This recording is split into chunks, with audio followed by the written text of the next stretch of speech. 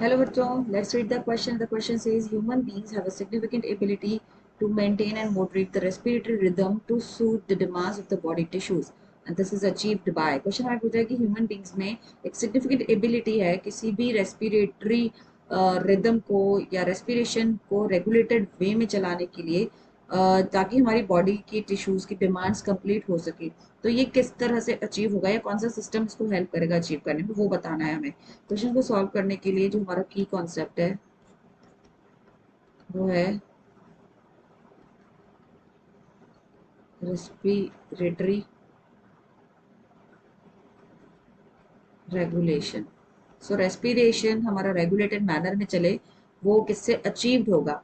अब क्वेश्चन के हिसाब से अगर हम देखें तो आंसर जो है इसका ऑब्वियसली रेस्पिरेशन होता क्या है mainly, that is breathing plus oxidation of food.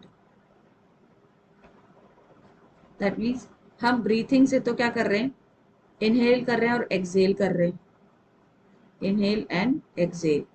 तो ऑक्सीजन तो इनहेल कर रहे हैं और CO2 को एक्सहेल कर रहे हैं, और यही ऑक्सीजन हमारा फूड को डाइजेस्ट करने में यूटिलाइज हो रहा है और उससे हमारी एनर्जी रिलीज हो रही है in the form of ATP plus CO2 as a waste product निकल रहा है, तो इस CO2 को हम बाहर एक्सहेल कर देते हैं।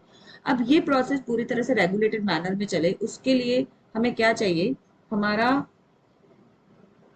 जो नर्वस सिस्टम है दैट इज ब्रेन।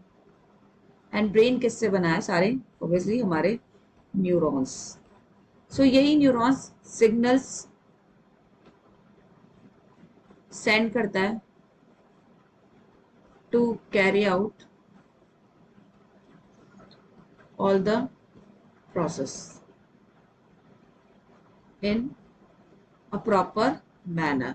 हर कोई काम अच्छे से चले या टाइम पे चले या रेगुलेटेड मैनर में चले, उसके लिए हमारे न्यूरॉन सिग्नल भेजते हैं। अब इसी को एक्सप्लेन करा जाए तो जो ब्रेन है हमारा, हमारे ब्रेन में डिफरेंट सेंटर्स होते हैं।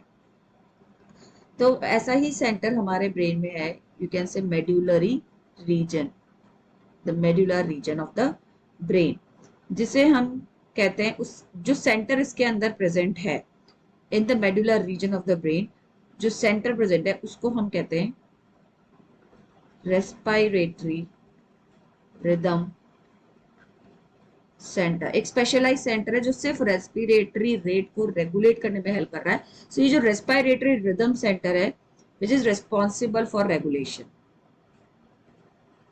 ये रेस्पिरेशन को रेगुलेट करने के लिए ही रेस्पॉन्सिबल है।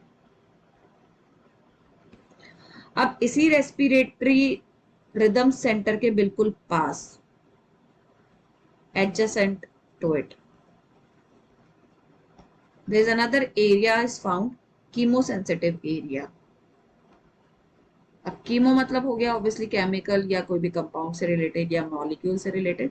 तो ये जो कीमो सेंसिटिव एरिया है it is sensitive to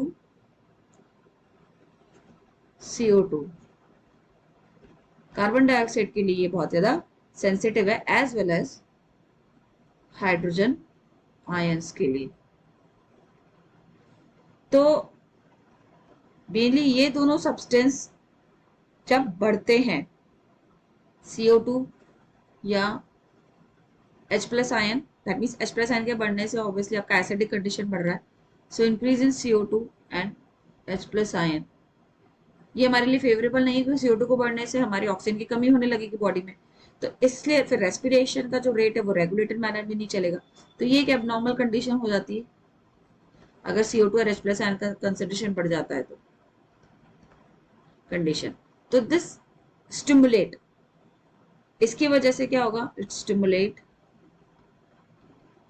the activation of centre of this centre. कौन सा सेंटर, कीमोसेंसिटिव सेंटर, जो कीमोसेंसिटिव एरिया है, ठीक है, वो एक्टिवेट हो जाएगा और आपका जो भी नेसेसरी एडजस्टमेंट्स हैं,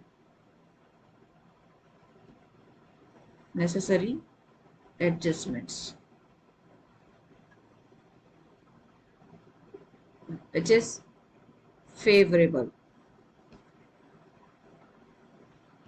for respiratory regulation process.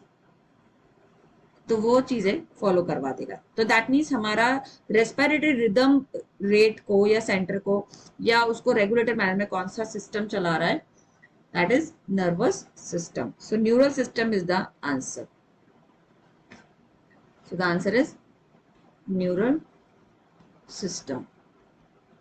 बाकी जो ऑप्शन है हमारे, जैसे aortic arc,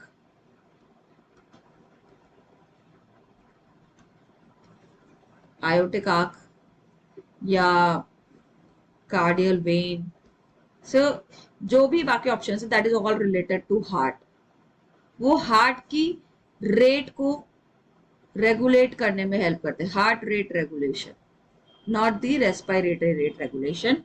So we'll consider only the arterial system, systemic vein system and the cardiac system. These three systems are actually involved in the function of cardiac, that is heart.